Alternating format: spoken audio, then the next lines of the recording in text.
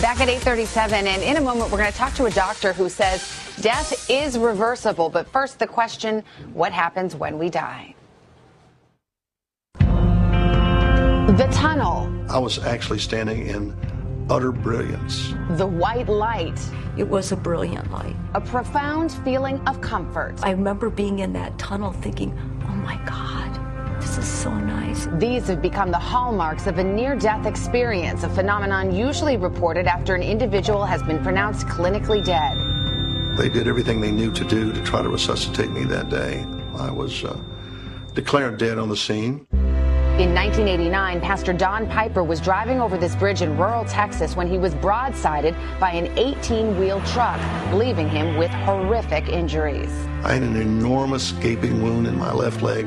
My arm was separated at the shoulder. It went behind me into the back seat. Piper says he was without a pulse for 90 minutes. It's then, he says, he crossed over to the other side, an explosion of sight and sound. I saw a magnificent gate, for lack of a better description. Each moment becomes more glorious than the moment before it. He says his dead grandfather stood at the gate welcoming him home. The whole experience was documented in his best-selling book, 90 Minutes in Heaven. Mary Jo Rapini was working out at the gym when her life changed forever. She suffered a brain aneurysm and was rushed to the hospital. Rapini was in an intensive care unit for 3 days when she took a turn for the worse. I remember being in this room with lots of activity and physicians, and then I had the experience. It's a tunnel that's radiant. It's so warm and it's so accepting. And God held me. And I remember thinking at the time, I have never known love like this. After a miraculous recovery, her near-death experience has given her a renewed sense of purpose, a new reason for being.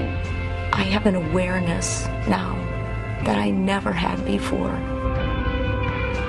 Dr. Sam Parnia is one of the world's leading experts on the study of death and these near-death experiences. His new book is called Erasing Death. Dr. Parnia, good morning. It's good to see you. Good morning. Good to be here. Lots to talk about in this book. Let's pick it up right there, though, with these near-death experiences. You well know that you have many colleagues in the scientific community who doubt this, who they say this is basically hallucinations that are brought on by lack of oxygen to the brain. But you're a believer for scientific reasons.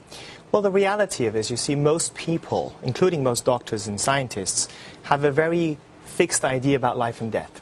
They think that life, when you reach the point of death, it's irreversible. But the advances in the last 10 years have shown us that actually it's only after a person dies, that they turn into a corpse, that their cells, their brain cells, start to die. And although most people think this takes place only